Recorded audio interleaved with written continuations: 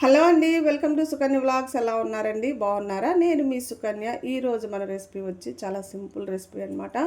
టిఫిన్లు చేయడానికి గంటలు గంటలు కష్టపడాల్సి వస్తుందా? వద్దండి, ఒక్క 10 నిమిషాల్లోనే మనం ఈ టిఫిన్ అనేది రెడీ చేసుకోవచ్చు. అది కూడా మనకి చట్నీ ఏమీ అవసరం లేదు. చాలా రుచిగా ఉంటుంది. ఉదయం టిఫిన్కైనా సాయంత్రం డిన్నర్లోకి కూడా చాలా చాలా బాగుంటుంది అనమాట. చూసారు కదా ఎలా ఉన్నాయో? చాలా మెత్తగా ఉంటాయి. మనం ఉట్టిగానే ఇలానే తినేసేయచ్చు అనమాట. చట్నీ ఏం అవసరం లేదు. లేదనుకో మన దగ్గర ఏదన్నా ఎర్ర చట్నీ ఉంటే చక్కగా వేసేసుకొని తినేసుకోవచ్చు అనమాట. చాలా రుచిగా ఉంటుంది. చాలా సింపుల్గా అయిపోతాయి.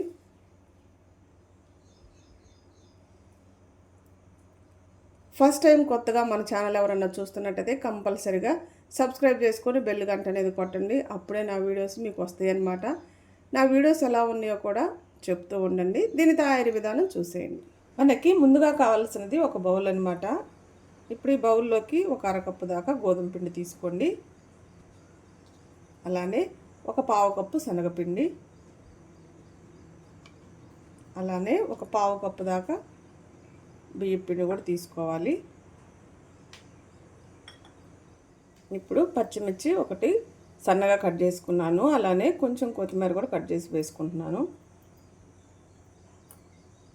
కొంచెం సన్నగా తరిగిన ఉల్లిపాయలు, కొంచెం కారం అనమాట. పావు టీ స్పూన్ కన్నా కానీ తక్కువ. ఒక చిటికెడు పసుపు వేసుకోండి. రుచికి తగినంత ఉప్పు వేసుకోండి. ఒక చిటికెడు తినే సోడా, దోశలో వేసుకుంటాం కదా ఆ సోడా వేసుకోండి. కొంచెం జీలకర్ర, కొన్ని చిల్లీ ఫ్లేక్స్ వేసుకోండి. చిల్లీ ఫ్లేక్స్ అయితే అస్సలు మిస్ అవ్వకండి. ఇవే చాలా రుచి అన్నమాట మనం వేసే ఈ టిఫిన్లో. మనం వీటన్నిటిని ఒకసారి బాగా ఇలా కలుపుకోవాలి, మొత్తం కలిసేలాగా.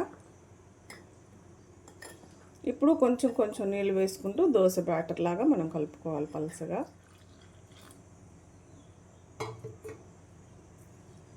ఉండలు లేకుండా మొత్తం కలుపుకోవాలి. మనమంతా కూడా ఇలా కలుపుకున్నాం అనమాట. మరీ పలుచగా వద్దు, అలా అని మరీ చిక్కగా వద్దు, ఇలా కలుపుకోండి. ఇప్పుడు స్టవ్ వెలిగించుకొని ప్యాన్ పెట్టుకుందాం. మనం ఈ పిండి ఏమి నానబెట్ట అవసరం లేదు. మనం స్టవ్ వెలిగించుకొని ప్యాన్ పెట్టుకొని ప్యాన్ బాగా వేడి అవ్వాలి. కొంచెం నీళ్ళు చల్లుకొని టిష్యూతో నీట్గా ఇలా తుడుచుకోండి. ఇప్పుడు మన పిండిని దోశలాగా వేసుకుందాం.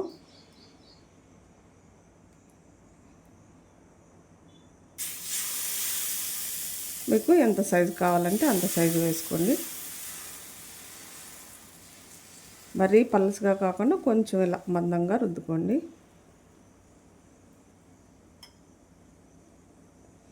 ఇప్పుడు మూత పెట్టి కొంచెం ఆయిల్ వేసుకొని సిమ్లో పెట్టి ఉడికించుకుందాం. ఆయిల్ ఎక్కువ పట్టదు, తక్కువే పడుతుంది అన్నమాట.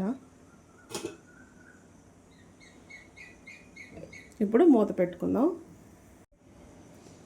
మనం 1 నిమిషం సిమ్లో పెట్టుకున్న తర్వాత మూత తీసి మీడియం మంట మీద కాల్చుకోవాలి. రెండు వైపులా అడుగు వైపున కాలిందనమాట. రెండో వైపుకు తిప్పుకుందాం.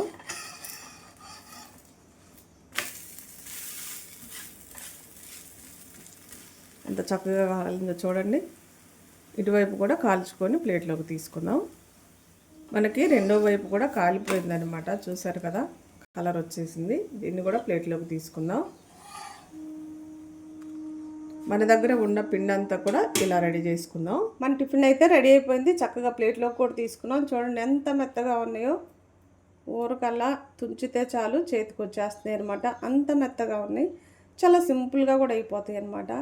మనకి ఏమీ దీనికోసమని ప్రత్యేకంగా చట్నీ చేసుకోవసరం లేదు. ఉట్టియే తినేసేయచ్చు. కానీ ఇలా మీ దగ్గర ఏదైనా ఎర్ర చట్నీ ఉన్నా చక్కగా దాంతో తినేసేయండి. చాలా చాలా రుచిగా ఉంటుంది అనమాట. కంపల్సరిగా మీరు కూడా ఇంట్లో ట్రై చేయండి. ఎలా వచ్చిందో కామెంట్ చేయండి. Like, share, subscribe.